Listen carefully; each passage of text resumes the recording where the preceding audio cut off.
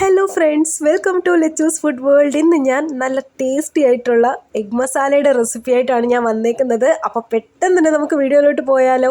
ഒരു പാനിലേക്ക് 3 table spoon വെളിച്ചെണ്ണ ഒഴിച്ച് കൊടുക്കുന്നുണ്ട്. അതിലേക്ക് 1/4 ടീസ്പൂൺ മഞ്ഞൾപ്പൊടിയും 1/4 ടീസ്പൂൺ മുളക് പൊടിയും ചേർത്തിട്ട് നമ്മൾ പുഴുങ്ങി വെച്ച മുട്ട, ഞാനിവിടെ 3 മുട്ട എടുക്കുന്നുണ്ട്, അതൊന്ന് ജസ്റ്റ് ഒന്ന് ഷാലോ ഫ്രൈ ചെയ്തെടുക്കണം. അപ്പോൾ ഫ്രൈ ചെയ്ത മുട്ട ഒന്ന് മാറ്റി വയ്ക്കാം. ഇനി ആ സെയിം എണ്ണയിൽ തന്നെ ഒരല്പം ഗരം മസാല ഫുള്ളായിട്ടുള്ളത് ചേർത്ത് കൊടുക്കാം. കുറച്ച് പട്ട, ഗ്രാമ്പു, പെരിഞ്ചീരകവും ചേർത്ത് കൊടുത്തിട്ടുണ്ട്. അതിലേക്ക് ഒരു വലിയ സവാള ചെറുതായി ചോപ്പ് ചെയ്ത് ചേർത്ത് കൊടുക്കണം. എന്നിട്ട് സവാള നന്നായിട്ടൊന്ന് വാടി കിട്ടുന്നത് വരെ നമുക്കൊന്ന് വെയിറ്റ് ചെയ്യാം. അപ്പോൾ സവാള നന്നായിട്ടൊന്ന് വാടി കിട്ടിയിട്ടുണ്ട്. ഇനി വലിയ ഒരു തക്കാളി ചെറുതായിട്ട് ചോപ്പ് ചെയ്തത് ചേർത്ത് കൊടുക്കുകയാണ്. ഇനി ആ തക്കാളി നന്നായിട്ടൊന്ന് ഉടഞ്ഞ് കിട്ടണം.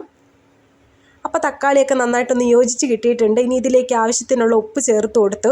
ഒരല്പം കസൂരി മേത്തിയും കൂടെ ആഡ് ചെയ്ത് കൊടുക്കുന്നുണ്ട്. എഗ് മസാലയും എഗ് കറിയൊക്കെ ഉണ്ടാക്കുമ്പോൾ ഒരല്പം കസൂരി മേത്തിയും കൂടെ ആഡ് ചെയ്ത് കൊടുക്കുകയാണെങ്കിൽ ടേസ്റ്റ് കുറച്ചുകൂടെ ഒന്ന് എൻഹാൻസ് ചെയ്യും. ഇനി ഇതിലേക്ക് എരിവിനനുസരിച്ച് 2 ടീസ്പൂൺ മുളക് പൊടി ചേർത്ത് കൊടുക്കുന്നുണ്ട്. അതുപോലെ തന്നെ 2 ടീസ്പൂൺ മല്ലിപ്പൊടിയും കൂടെ ചേർത്ത് കൊടുക്കുന്നുണ്ട്.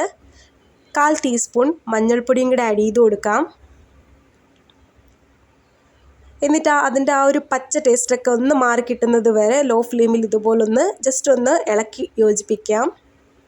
ഇനി ഇതിലേക്ക് 1/4 കപ്പ് വെള്ളവും കൂടെ ചേർത്ത് കൊടുത്തിട്ട് നന്നായിട്ടൊന്ന് മിക്സ് ചെയ്യാം.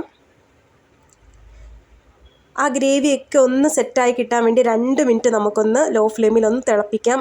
ഇനി ഇതിലേക്കുള്ള അരപ്പ് തയ്യാറാക്കാൻ വേണ്ടി 1/4 കപ്പ് തേങ്ങ ചിരകിയത് ഒരു ജാറിലോട്ട് ഇട്ട് കൊടുക്കുകയാണ്. അതുപോലെ തന്നെ ചെറിയൊരു കഷ്ണം ഇഞ്ചി, ഇതൊന്ന് കട്ട് ചെയ്തതാണ്, ഇട്ട് കൊടുക്കുന്നുണ്ട്. 10 അല്ലി വെളുത്തുള്ളി കൂടി ഇട്ട് കൊടുത്തിട്ട് ഒരല്പം വെള്ളവും കൂടെ ഒഴിച്ചിട്ട് ഒന്ന് പേസ്റ്റ് പോലെ അരച്ചെടുക്കാം.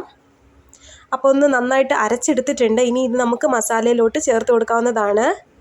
ആ സെയിം ജാറിലോട്ട് ഒരല്പം വെള്ളവും കൂടെ, അതായത് ഒരു 1/4 കപ്പ് വെള്ളം മതി, ഒന്ന് മിക്സ് ചെയ്ത് ഒഴിക്കുന്നുണ്ട്. നമുക്ക് ഗ്രേവിക്ക് എത്രയാണോ തിക്നെസ് വേണ്ടത് അതനുസരിച്ച് വെള്ളം കൂട്ടിയോ കുറയ്ക്കുകയോ ഒക്കെ ചെയ്യാവുന്നതാണ്. നന്നായിട്ടൊന്ന് മിക്സ് ചെയ്ത് കൊടുത്തിട്ട് 2 മിനിറ്റ് ലോ ഫ്ലെയിമിൽ ഒന്ന് തിളപ്പിച്ചെടുക്കണം. അപ്പോൾ ഇത് 2 മിനിറ്റ് കഴിഞ്ഞ് നമ്മുടെ ഗ്രേവിയൊക്കെ നന്നായിട്ട് സെറ്റായിട്ട് കിട്ടിയിട്ടുണ്ട്. ഇനി ഇതിലേക്ക് 1 ടീസ്പൂൺ ചിക്കൻ മസാല കൂടി ചേർത്ത് കൊടുക്കുന്നുണ്ട്. എന്നിട്ട് നന്നായിട്ടൊന്ന് ഇളക്കി യോജിപ്പിക്കാം.